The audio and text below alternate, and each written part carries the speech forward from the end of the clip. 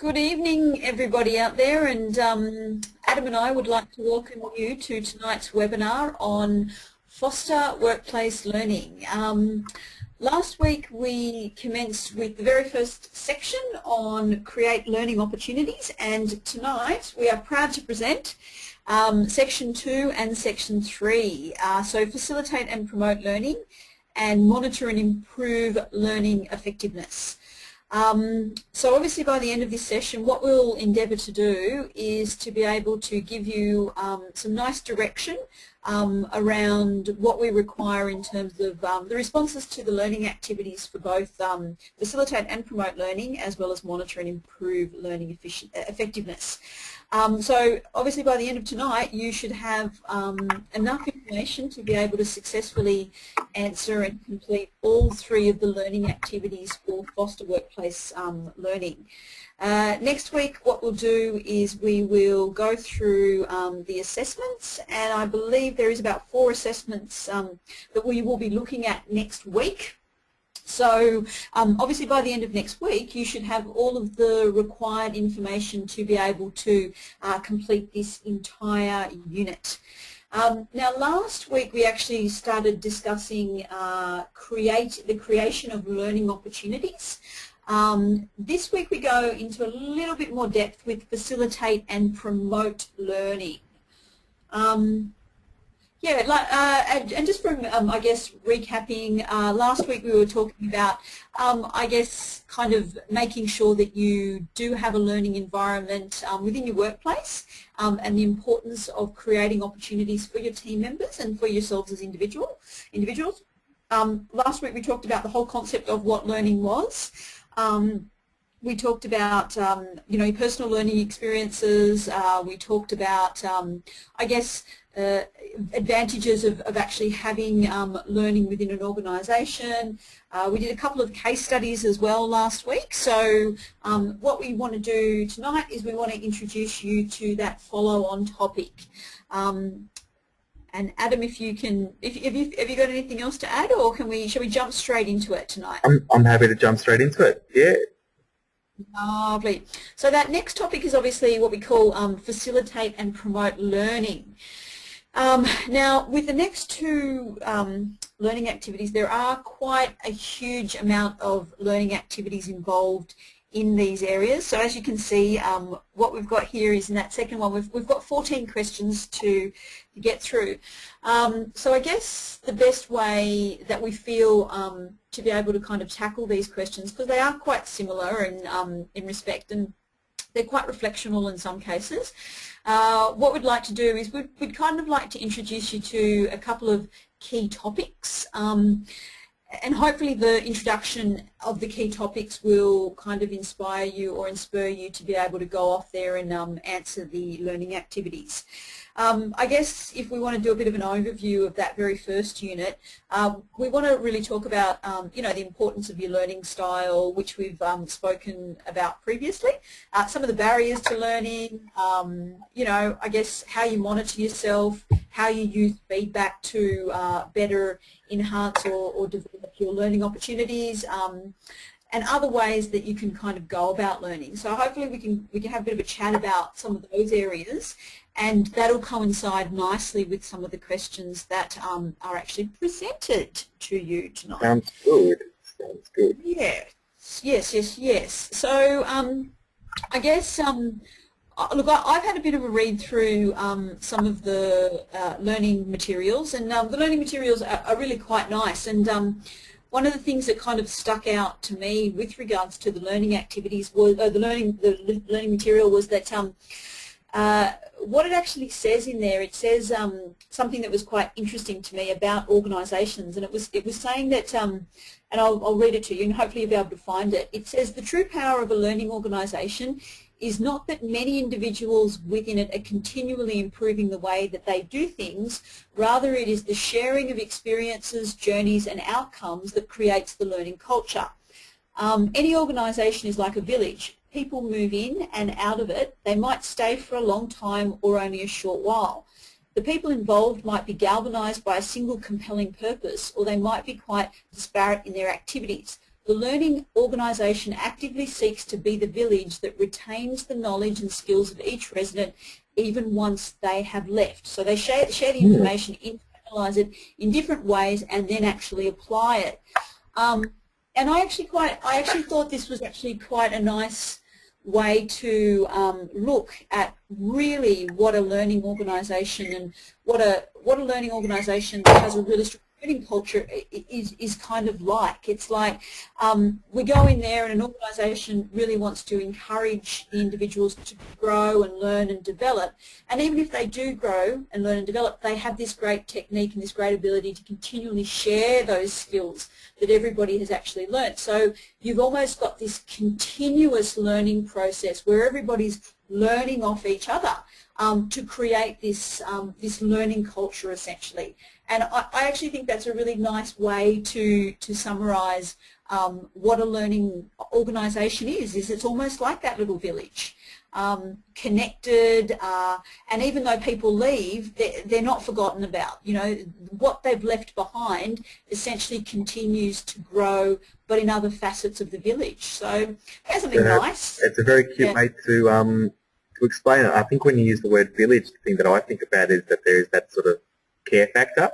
You know, people care about each other in a small environment, in a small village, because it's such a small place. You tend to know each other pretty intimately well, as opposed to in a big city where there's millions of people and you don't know anybody, and it's sort of like, you know, you're on your own to a certain degree, which is the way that you may feel in some organisations. You may feel that, you know what, my development and my growth, professional growth, and my, you know, expanding on my skill sets and things like that is really up to me because the organisation doesn't care.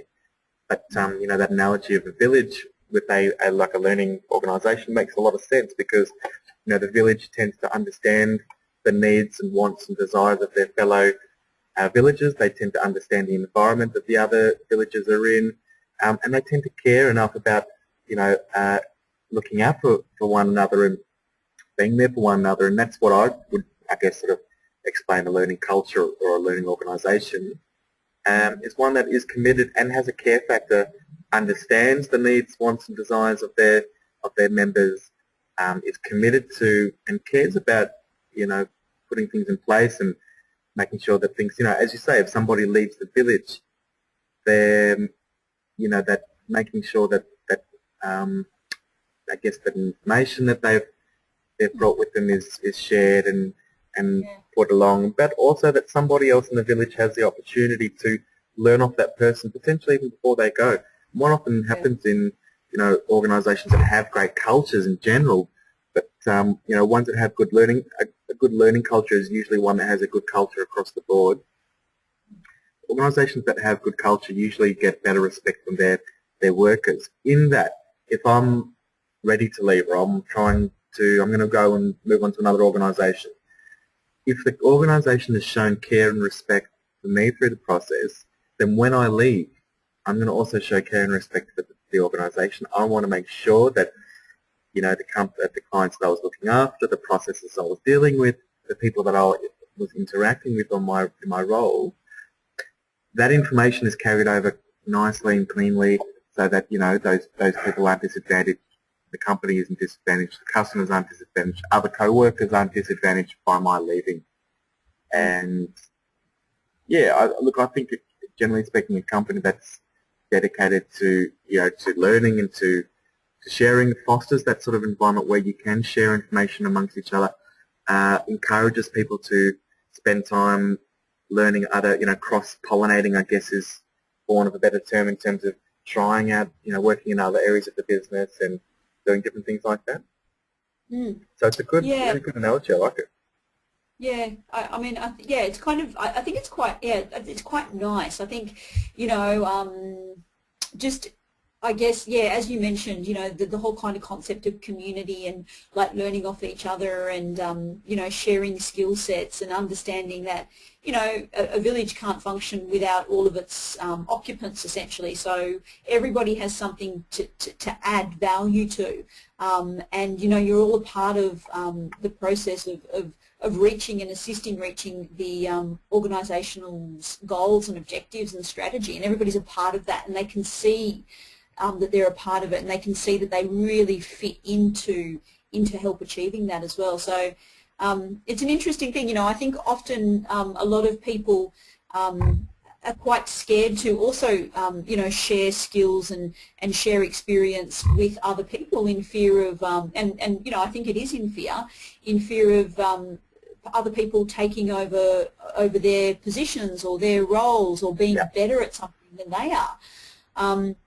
But And look, you know, a good organisation will make sure that every individual person that is in that position will have their own goals in place in any case. So, you know, if I'm actually helping mentor somebody in a particular area of expertise where I've been working for the last year, I'm not going to feel threatened if the organisation are committed to upskilling my skills in another area as well.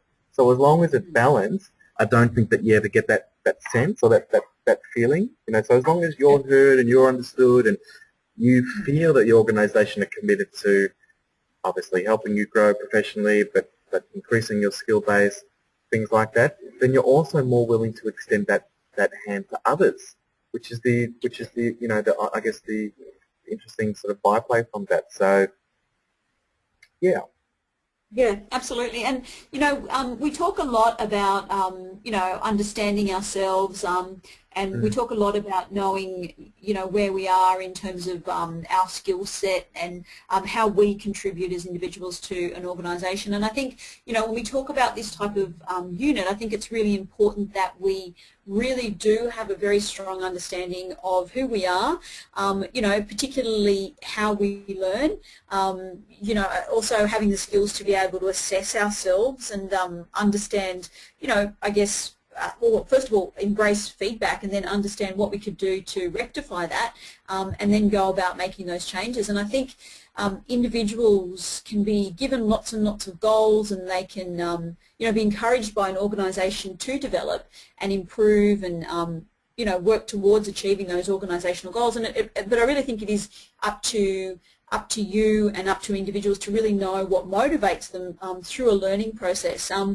So I guess essentially, you know, if we look at the first few questions for this particular learning activity here, that very first question just does ask, why are you completing this course and what do you hope to gain from it? And I think this is a really nice way to kind of start this type of unit off, and it's really asking you to think about, you know, the reasons that you complete this particular, your diploma of management. You know, why are you here and what do you want to achieve? And it's, again, you know, we talk a lot about in planning, and we talk a lot through other units about the importance of setting goals and, you know, achieving what it is that you want to achieve in terms of, you know, SMART goals or having a personal development plan.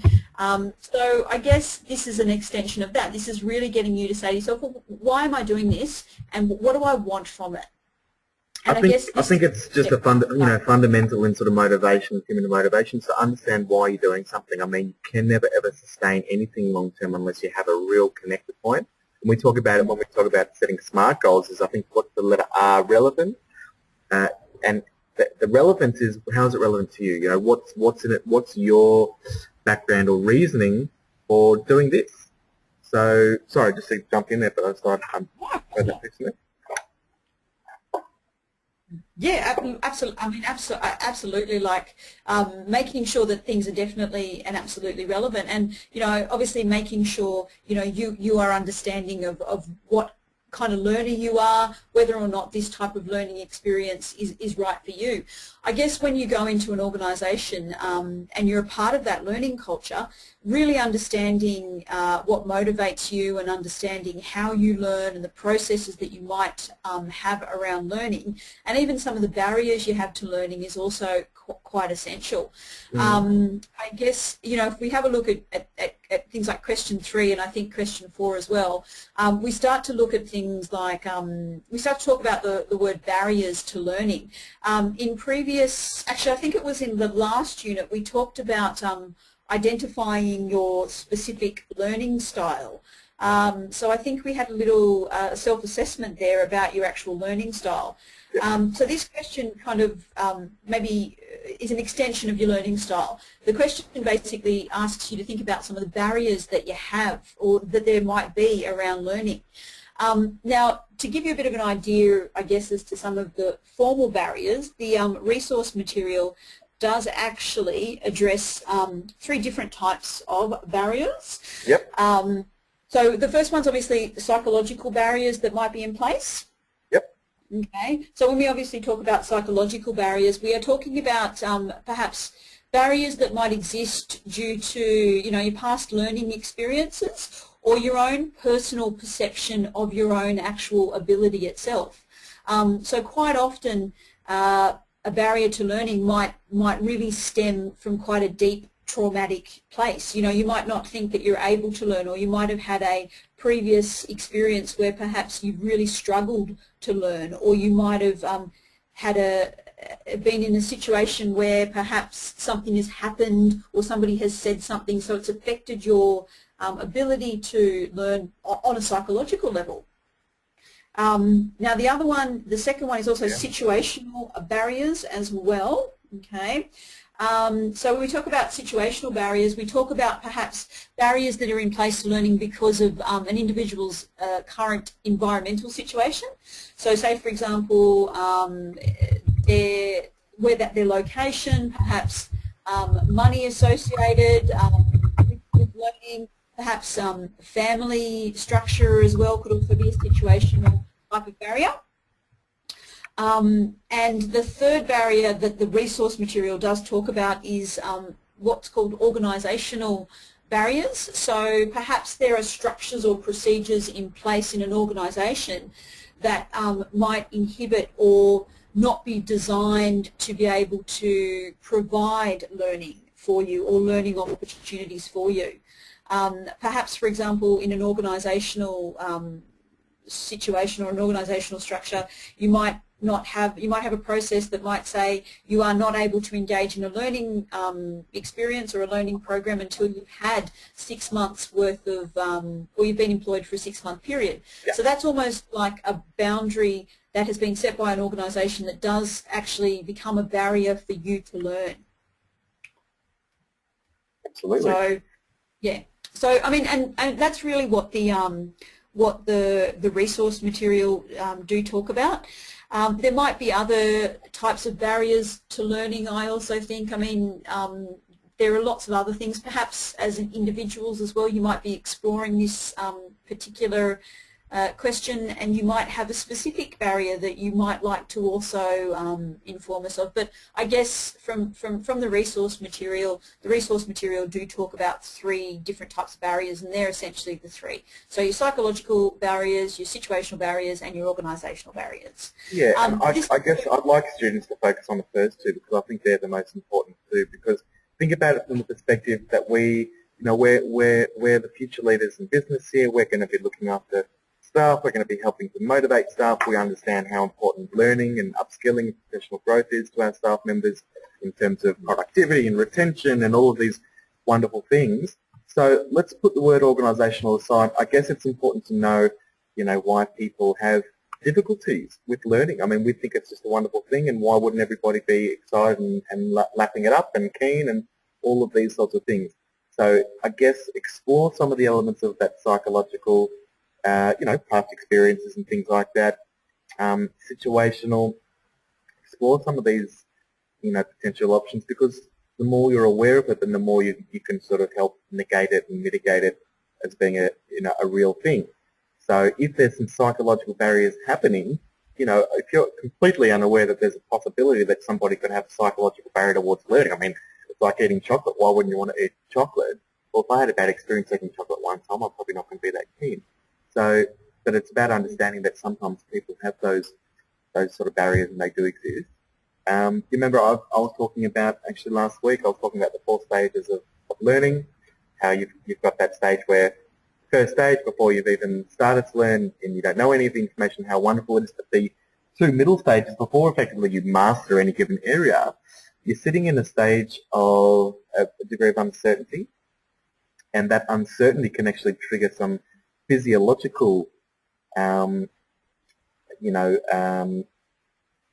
effects in your body, whether it be your heart rate goes up, you start sweating, get a lump in your throat, you have this sort of anxiety, these feelings that sort of start to seep through, that that is another sort of signification of that psychological barrier, because what starts happening is that the body starts to go, look, I don't understand what's happening here. I'm unsure. It's sort of like that uncertainty, and it triggers that flight and fight response in our body, which triggers a whole series of different chemicals that get released in our body.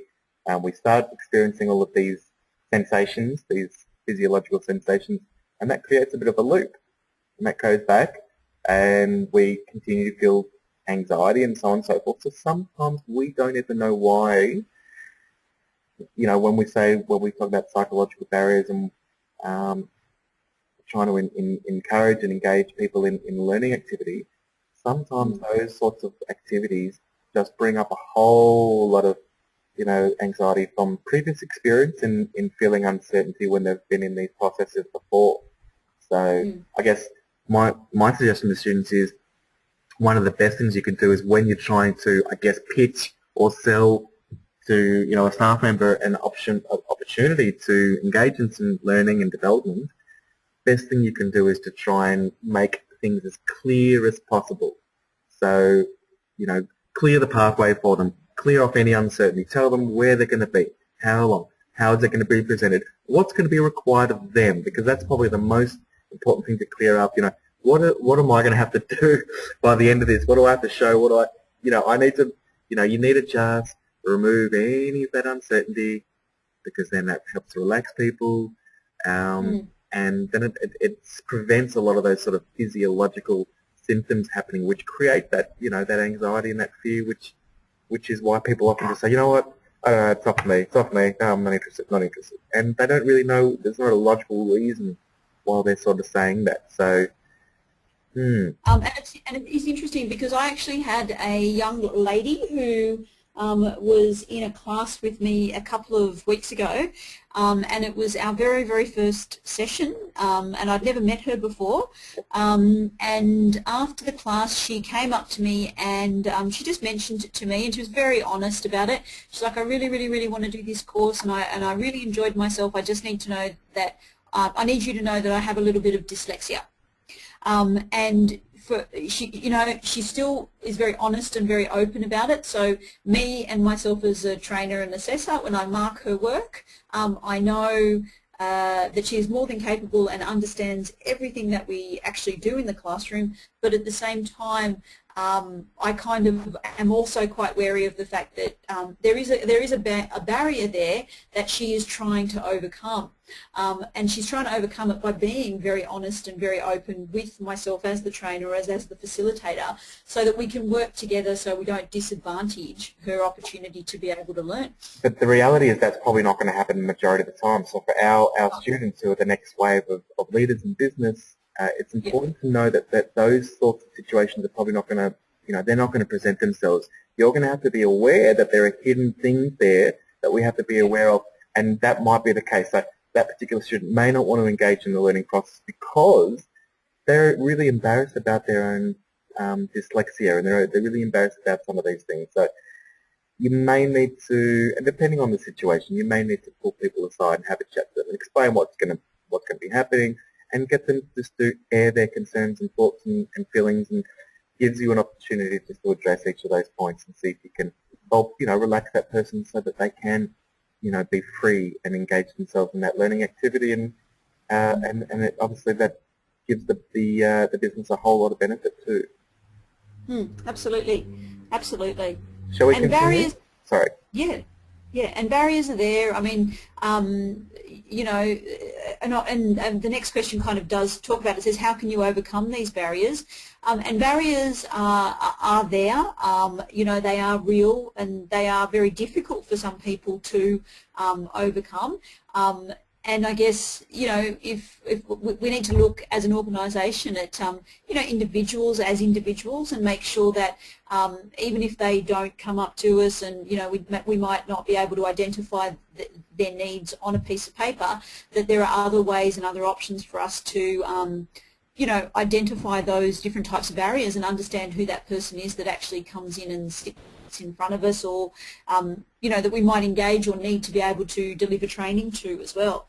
And it's hard, you know, how can you overcome these barriers as a I guess as an organisation that's committed to learning and development and growth. I think it really is about looking at all your team members on a very individualised basis and really seeing who they are and what they need from you, and providing opportunities for them that cater for those guys as individuals rather than just you know, a group of people, if that makes sense. I think it's important, A, to be aware of what your barriers might be or what other people's barriers might be. So that's the first thing. You can't do anything unless you're really aware. But, you know, I'm looking at this from the perspective that we're the organisation and we're providing, so how can we overcome barriers for our staff members, not even on a personal level. Now I'm looking at this from that point of view. So how can I help overcome some of the barriers that maybe my staff, my employees might have in relation to learning? Well, I think it's important to understand that people have various different considerations when it comes to learning. Some people don't. Some people are very competitive. Some people do not like being pinned up against other people. Be aware that, you know, to be sensitive to somebody is to really hear them out and maybe not include everybody in the same conversation. So if you put everybody in the room, you're going to go, cool, does anybody have any issues? Probably not the best way to do it, because, you know, somebody might not feel comfortable in that environment to express, well, whether you call it a weakness or a perceived weakness or what they consider as something that might be preventing them. For example, that girl that you referred to that had dyslexia, if you just asked a group of people, cool, does anybody have any problems?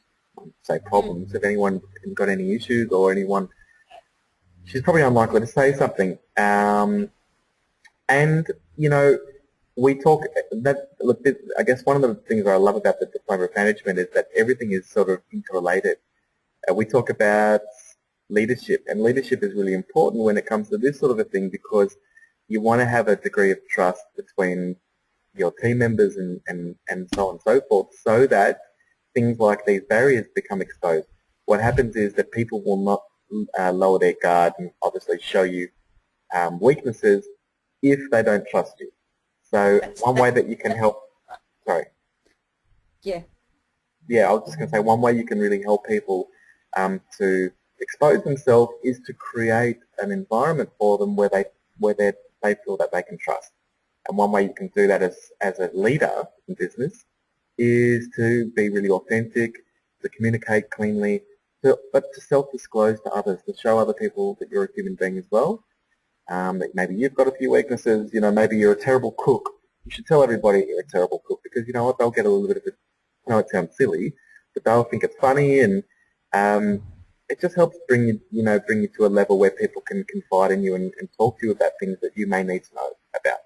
So, you know, refer to areas of leadership in this if you want to, with that particular questionnaire talking about barriers to learning. Sorry, let's hop back to you. No, because it definitely, the following two questions are actually, you know, really building on what you've been saying about leadership, because it does talk to you about, you know, what can your manager do to be able to facilitate your learning, and then going on to you asking yourself, you know, as a manager, what do you do to support the actual learning of your team members? Yep.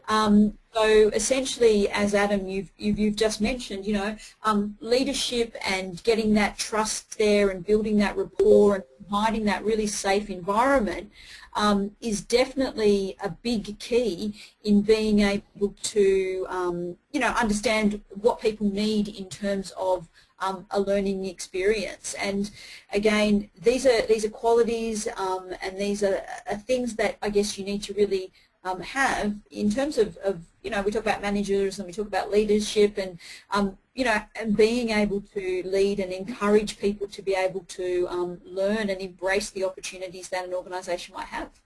Yep. So that definitely looks at those too.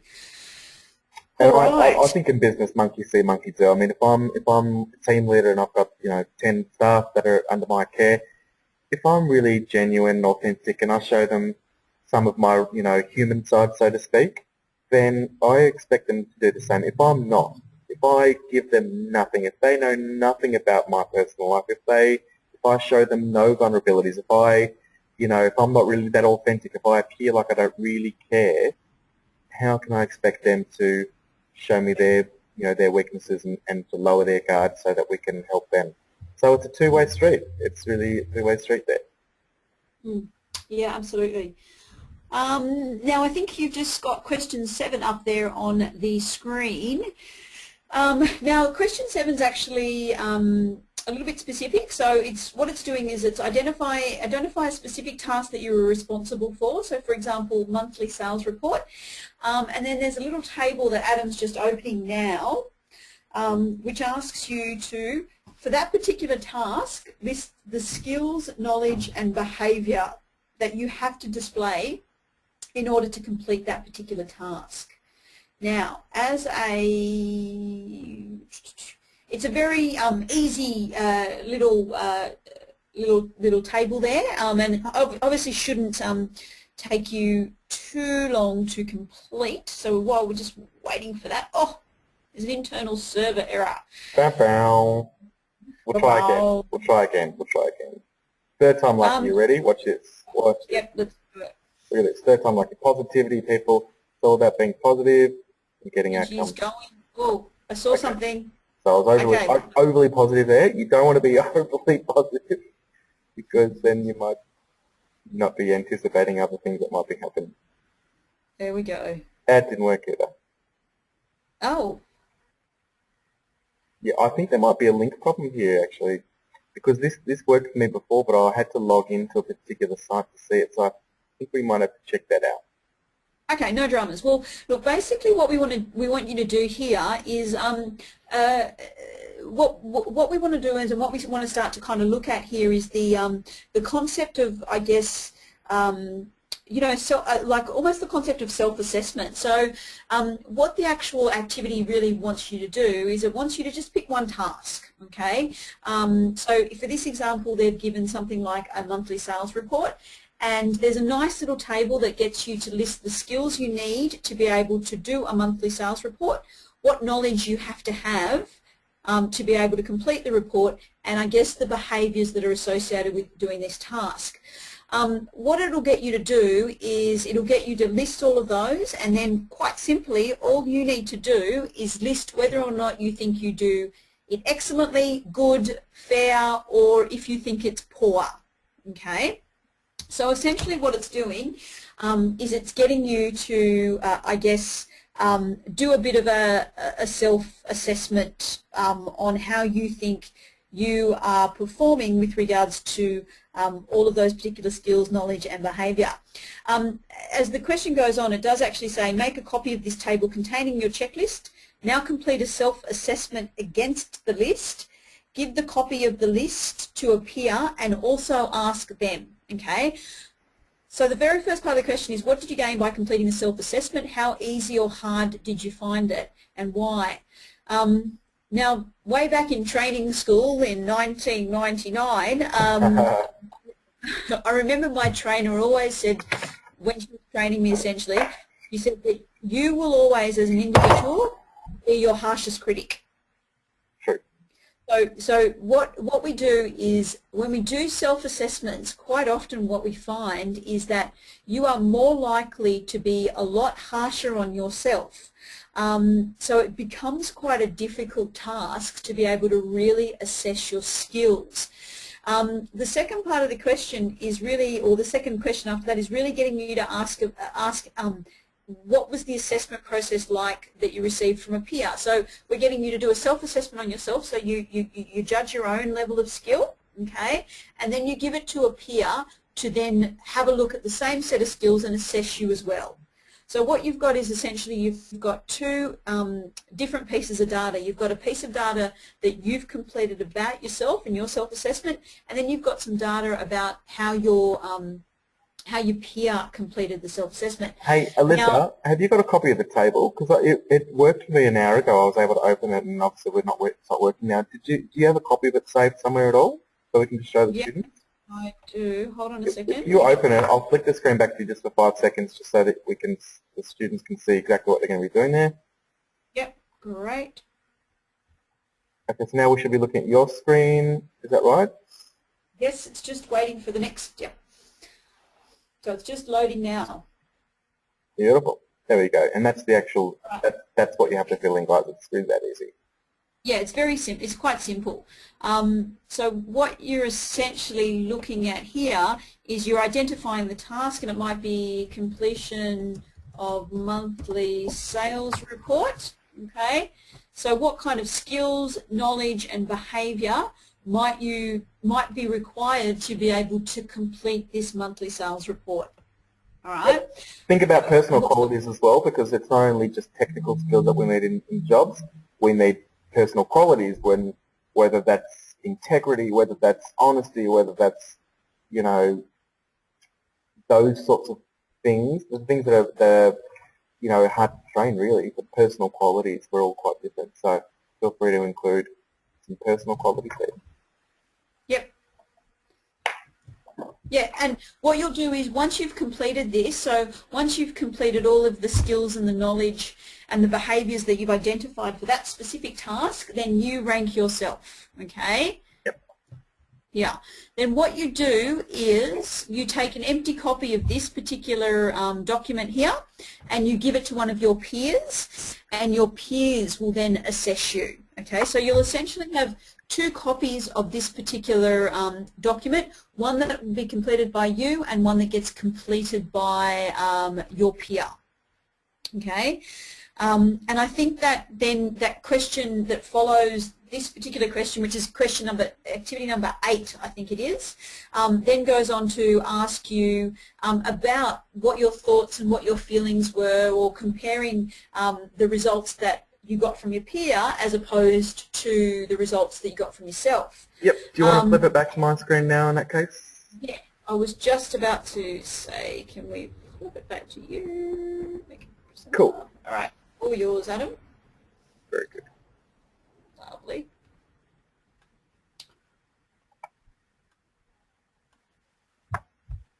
So yeah, I think you're just saying there that once you've got the 2 different versions, your own self-assessment as well as the version from your peer, just talk about maybe what some of the differences. I think there was a question there. What were the differences? Yeah, and how did you feel about this? Yeah, and you know, I guess, and it's just really getting you to understand that it's important to always obviously embrace your feedback at the same time, but to just, I guess, use what it is that other people give you, because I guess the more information that you have from a variety of different people within an organisation, I guess the better understanding you get of your skill sets and where you think you are as opposed to where somebody else thinks you are. So it's obviously giving you the opportunity to have quite a bit of feedback in which to use to be able to therefore move forward and kind of understand, I guess, what opportunities or what training opportunities you then need. And it's important to know, guys, that every single person on this planet has weaknesses. And if they don't, they're not a human being. They're actually not even alive at that point. So everybody does. Just different people have understand them better than others. And I think that's the only difference. So every single person, whether it's the highest paid person on the planet, the most influential person on the world, generally speaking, those people are probably very, very in tune with their weaknesses. The more in tune you are with areas that you need to improve on, the more likely that you can kind of maintain those areas. You can engage with others where, you know, needed in those particular areas. You're more likely to be able to make positive changes to those if you're aware. Well, you're only likely to. You can't do it if you're not aware of it. So I guess just understanding that as a concept, it's not a bad thing to know what your weaknesses are. In fact, it's far worse not to know what your weaknesses are, and it's important to know that we all have them. In fact, even when we go to job interviews, they ask us what our weaknesses are, and I can tell you if you answer that question poorly, you probably won't get the job. Everybody has a weakness. It's just a matter of people want to know how, A, well aware of that you are, but B, what you're also doing about it too. So that's more the sign. Yeah, and also just going back to that as well, the resource material does actually highlight a very interesting point, and they actually say that some of the highest performing learners do 3 things. First thing is that they self-monitor, so they do a self-assessment of themselves, then they self-correct, and then they use feedback for additional follow-up. So it's an interesting process, and I guess it's really about just understanding and being able to assess yourself but to know what you need to do to be able to, I guess, rectify or improve on those essential weaknesses as well, and then continue to embrace feedback from your peers or your managers or, you know, internal or external suppliers even. Indeed, indeed. Yeah. Cool.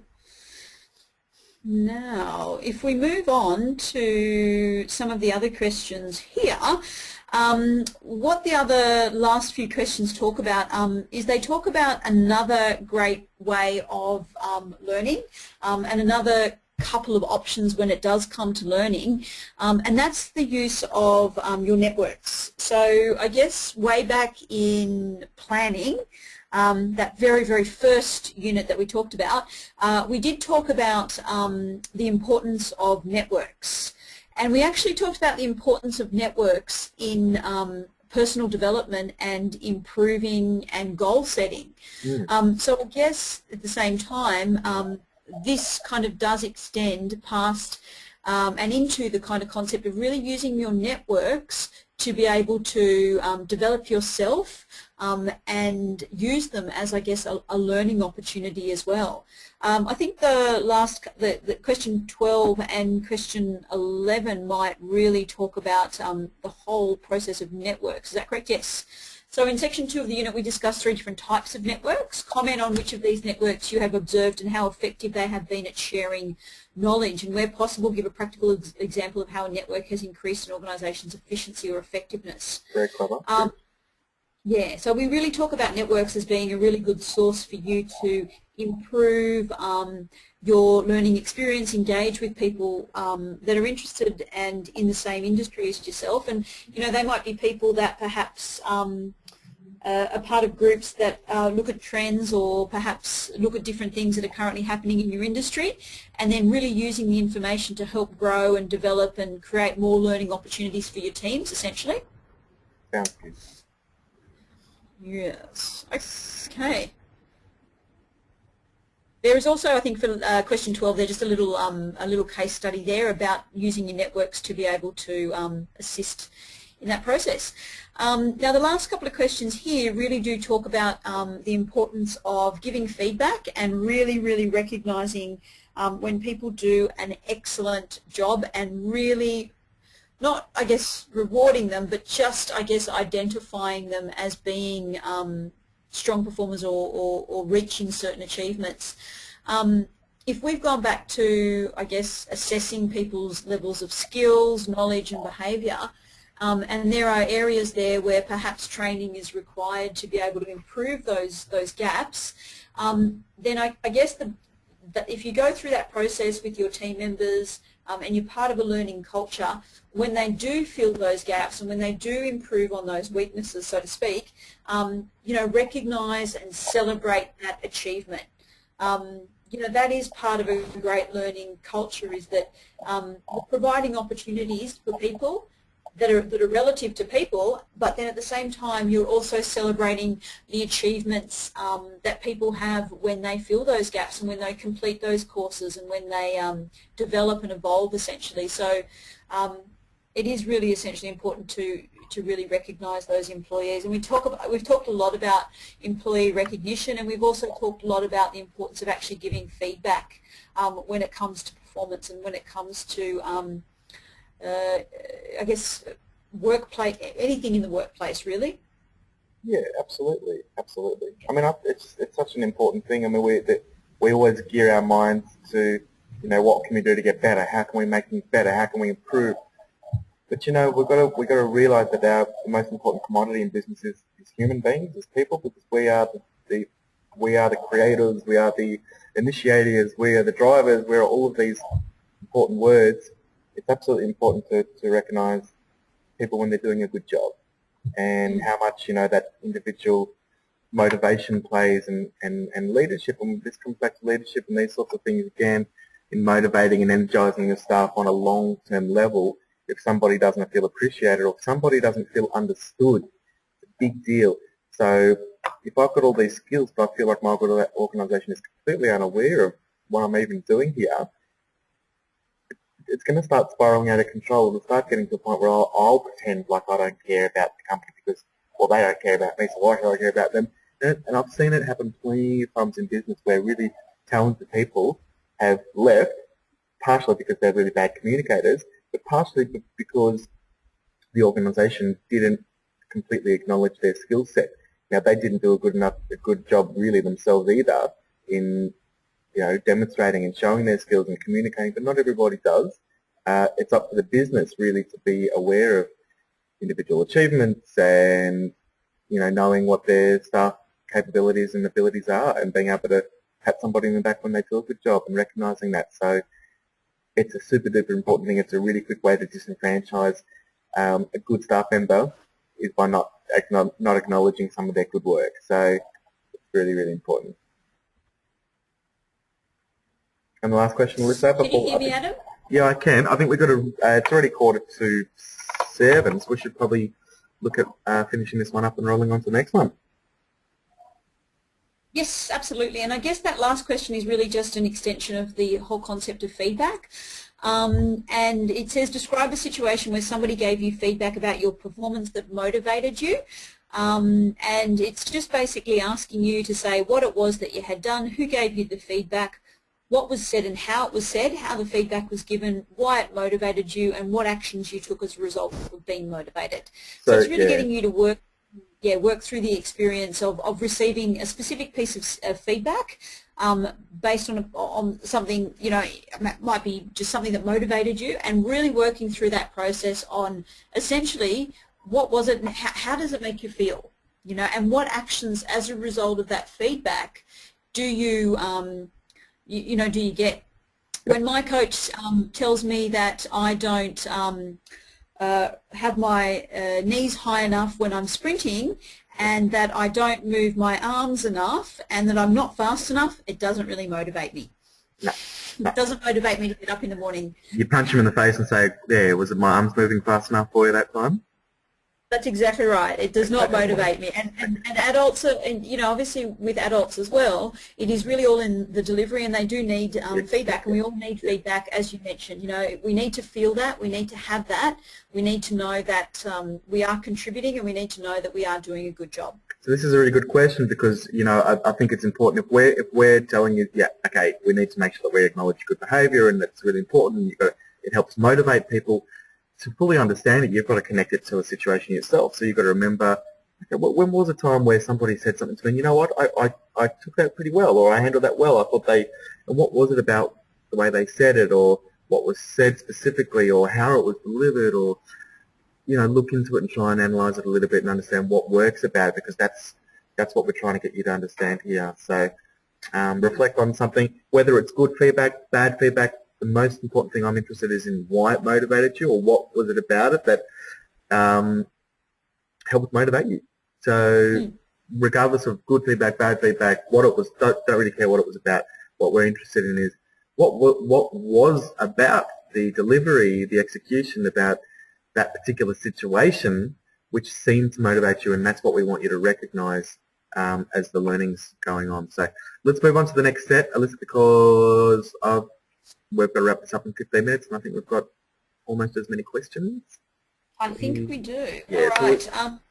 So that next, I guess that next session, or that next series of learning activities is what we always love, and it's always about monitoring and improving the learning effectiveness. So what we've done is we've gone from identifying creating learning activities in terms of how we facilitate and promote those learning activities by really recognising learning styles and self-assessment and peer assessment and feedback and the importance of all of those types of things, to now actually looking at whether or not the learning that has been engaged in, or the learning that has been done has actually been effective, and I guess ways and ideas and concepts around how we can really monitor that type of activity, and even why we need to monitor those types of things. Yeah. I think the first few questions really do look at, and that very first question says, why is it important to evaluate a learning activity, and what should you look for? How can you determine how effective it has been, and what impact will the information have on what you do as a manager? I think in anything that you do, any learning activity that you engage in, I think there always has to be some kind of outcome. I think it is essential to be able to evaluate any activity, because you want to know that the activity that you're doing is meeting the requirements or meeting the objectives that you perhaps have set for the team member that's doing them, but also the objectives that they might have in the workplace as well. So essentially from that perspective, it is really important to make sure you do those types of evaluation.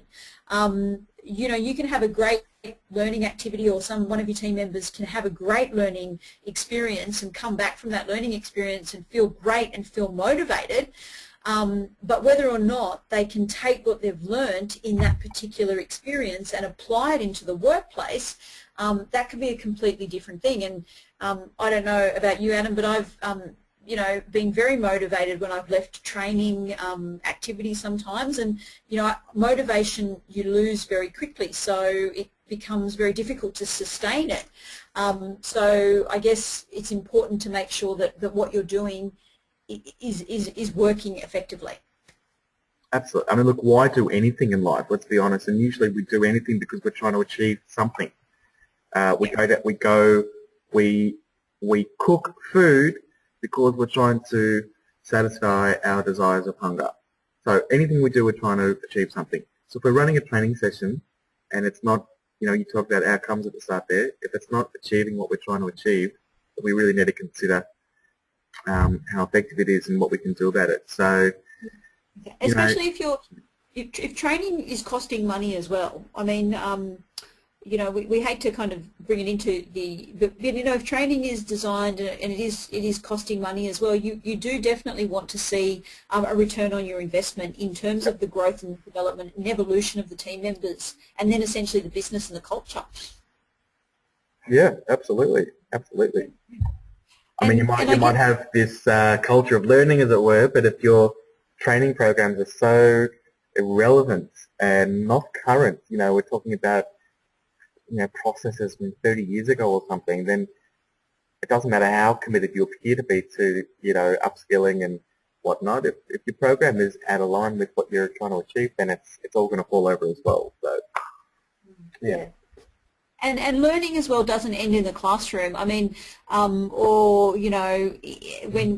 the learning activity is actually finished. Like learning is a constant process, and I guess as a manager and as a business as well. And we talked a little bit about this in the last session we did, where we talked about mentoring. Is that as a manager, it's important that when you have sent your team member, or you have organised some learning opportunities for your team member to indulge in, that you're constantly there to mentor them and encourage them to really use what it is that they have learnt into the workplace. So essentially, your support continues after, once the learning activity or once the learning experience has actually finished. You're constantly supporting them and you're constantly mentoring them through that process when they get into the workplace. Absolutely. Yeah. How would you like me to navigate through this? Did you want to go through each question on this one, or did you just want to go through some areas? Yeah, and just quickly, question 2 looks at young Tom, and there's a little bit of a scenario there about young Tom, and the question is really looking at how could you support, Tim, how could you support Tim, help him to achieve the standard that you expect? So definitely don't call him Tom, because that's definitely going to derail the whole learning experience. But, just kidding. Yeah, so those 2 questions really, that question there is really asking you how, Tim's gone to a learning activity, he's gone to training, he's really motivated, but he just nothing's changed in the workplace. So what do you do to be able to support Tim and help him to achieve the standard that you expect? So again, it is all about encouraging, mentoring, it's about coaching, it's about the environment, it's about all those behaviours that you need to have as a leader to be able to continually support Tim through that learning process and really get him to use those ideas and concepts that he's learned. Yeah. Yeah, look, and if we move down to the next few questions, we really do get quite specific on ways in which we can evaluate training. and we go back into that whole concept of actually looking at different types of feedback. So obviously feedback is the method that you use to be able to gain and evaluate different training learning opportunities. So that question 3 is just, if you were delivering training to a group of employees, what kind of feedback would you require and how would you use that feedback? So this, I guess, is looking at, you know, a group of people, what would be the best way to be able to gather that feedback?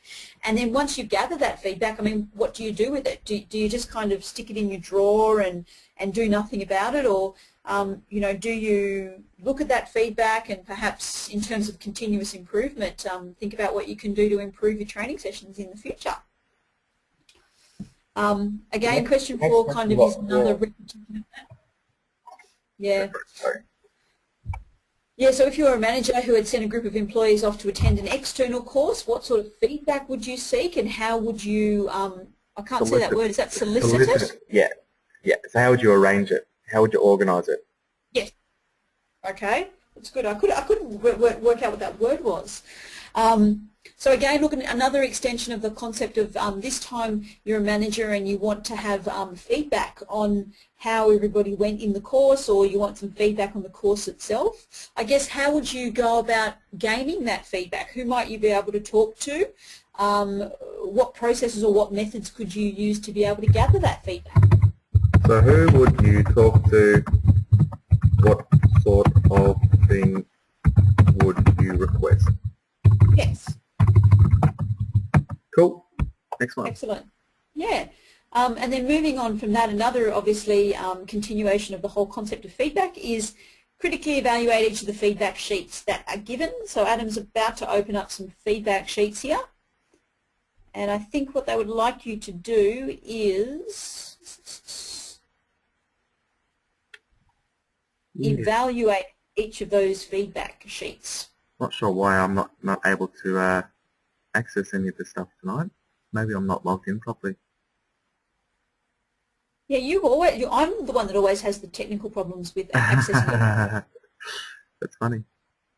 Let's try again.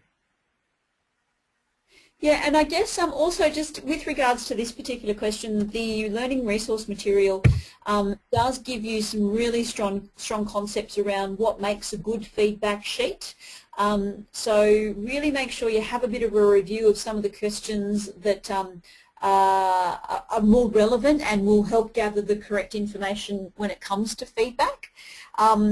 Essentially what you'll want to do in this particular assessment or this particular activity is just have a look at the 3 feedback sheets that we can't seem to pop up on the screen at this moment, and then... no, sorry, I'm just unable to pull that up for some reason. I don't know why. Does it work on your screen? Do you want to try it on yours and see if we can put screens? Okay, hold on a second. Let me have a quick screen. I have to pull it up.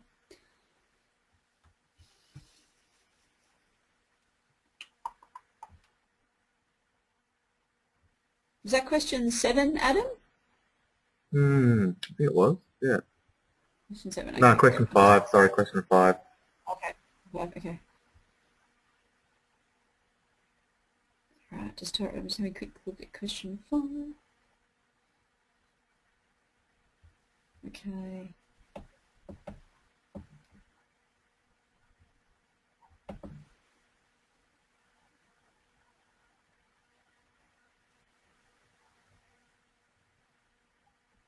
No, I can't load them up either. Okay.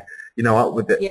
I think that our servers are just something else at the moment. That's right. We'll continue moving. The guys know that they can get their feedback sheets there, and really, they're really just asked to consider just an evaluation, just to justify your conclusions as to those examples. And also remember to have a quick look. Yeah, and have a quick look at those, the resource material as well, because they give you a good indication of some of the more appropriate questions to include on a feedback sheet. So they will definitely help you ascertain whether or not they're successful feedback sheets. Yep. Next one is develop a workplace learning activity that you're involved with. Now, if you're not working at the moment, you weren't involved in some sort of activity, you are involved in this study. right now. So what you could do is you could potentially just design a feedback sheet for this particular program that you're running, that you're involved in, and just to see that if it would have the the effectiveness. So it's really about the actual activity. It's not about I guess you can contextualize it to your own situation, is what we're sort of saying. So you could design one for this course from our perspective as trainers. So put your mind in that sort of spot. So involvement, you could be a participant or an organizer. We just want you to design a sheet that would be appropriate in the evaluation of that activity. So you can use this course as that activity if need be. Absolutely. Okay. Describe Now, yeah. question 7 just talks about an instance where it's preferable to use verbal questioning to elicit feedback in order to evaluate a learning activity. So quite often the last few questions have really talked about the importance of using feedback sheets and analysing feedback sheets, but I guess this question is really getting you to consider when it might be preferable to use verbal questioning to get some feedback. Okay, so perhaps think of one specific example of why and when and under what circumstances it might be to use that verbal source to be able to gain feedback. Right. Yeah, and I guess, verbal feedback is something that can be done more so on a personal level as well. You might be wanting to extract a little bit more information. I guess verbally sometimes people find it easier to communicate than write information down. So it could be an instance where perhaps that could be the case. Yep. There's a million different sort of examples, so we're happy for you to come up with your own. Absolutely. Absolutely. Question number 8 says, it can sometimes seem to participants that feedback sheets are only used to gather positive comments for the training facilitator. Oh, give an example of when you have or might make adjustments to a learning program as a result of the feedback that you gained. Okay. So what we want to see here is, I would like to see essentially an example of when you've received feedback and what adjustments you have made because of that particular feedback. So essentially the question is saying that feedback sheets are designed to be more than just sources to fund a training facilitator's ego, that they are essentially for the good as well, and that making improvements and adjustments on, as a tool to assist you with those improvements and things like that. Exactly right. Yeah, you gain valuable information as a facilitator when you do embrace and use feedback sheets, and they are valuable tools because sometimes you don't see outside what's happening or in your delivery, and sometimes people perceive and have very different opinions and ideas and concepts when it does come to offering suggestions for improvement. So it's quite nice and it can be quite refreshing at the same time. Okay, I can't open anything at the moment, so we'll flip through things. I think it's I'm not sure. What's question 9 about? Let's have a quick look at question 9. Read the summary that contains the collated feedback for a course that was held for a group of 10 workers. And from the comments, you've got to recommend some changes. That's so awesome. What happens? And it's a great little activity. We want to see what changes you would make to your course based on the data or based on the feedback that you've received from these 10 particular people. So this is really about using that feedback and really implementing the changes to be able to meet that feedback and note that information. That's a real actual example to use. That's great. That's fantastic. It's a really good idea. Now the last 3 questions really revolve around the importance of actually having training records when you actually... To the importance of and why what should be kept, so what's involved, why you keep them, and who should have access to the training records. Yeah, cool. Yeah, absolutely. And there are lots of different training records that you can have and you can keep, and it is really important to make sure you keep all your training records because they are evidence of competency and evidence of understanding and are valuable sources of data that can be then used for continuous improvement processes in your organisation. Well, what sort of records should be kept? I mean, what sort of things do you keep for training? I would definitely keep things like training attendance records. I would definitely keep feedback records as well. Hmm. I would definitely keep any kinds of assessment-based material that I was using to. I would keep any kind of training checklists that I would have implemented in the workplace as well. Listings of qualifications and skill Yes, audits and absolutely. things like that. Yeah. Training needs analysis I would keep. All of that type of stuff, definitely. Sounds good. Sounds good. Yeah. Why would you keep those records? Why would you keep them? Everything is a valuable source of confirmation that a person has been through a training and also understands certain processes as well. So, in my experience, sometimes things like work health and safety, a person may have an accident or may have an injury, and they might say that perhaps they weren't trained, but they were trained and they have a training register and they might have a certificate of attendance that proves that they have actually indulged in that training. It's the litigation. So That's your that's the reason. that's why. It's a reason, we'll be honest. I mean, look, you always keep records to cover yourself for those sorts of situations. So it is a real reason. I know I haven't really fun with it, but that is a real reason. But, it also helps facilitate the continual improvement of your own systems. You can look back, you can see what sort of changes we made, what sort of impact did those changes have, do we need to consider those sorts of things again. You can look back at data to help make logical conclusions about things and therefore make improved processes based on that. So yeah, there's a number of different sort of reasons. And Yeah, the last absolutely. question, who should have access to those records? Oh, so who should have access to training records? I think there is a few issues around privacy and I think confidentiality there in terms of certain training records and certain access to them. I think it really will be quite dependent. I think as long as an employee or a team member gives authorization for a manager to be able to review results of things like training records, then I think that's quite suffice. Other than that, I think in terms of training records themselves, I think it's probably more inclined to be accessible by the correct type of people. Okay, I think there's information and learning materials here for the guys, so just go through that information, provide that to us, explain why, and it'll be absolutely fine. Okay, yep, that's good. Beautiful. I think that actually wraps up the session tonight in that case.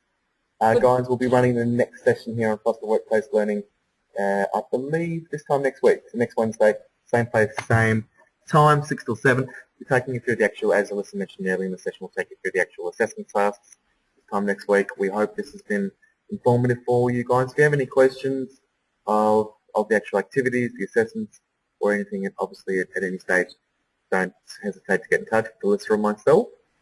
Thank you very much for your attendance tonight, and have a wonderful evening, everybody. Yes, absolutely. Good night, everybody.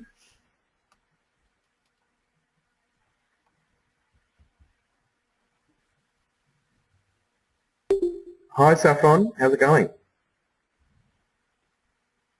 I think you're still recording, Adam. Yep, I have no idea how to stop that, but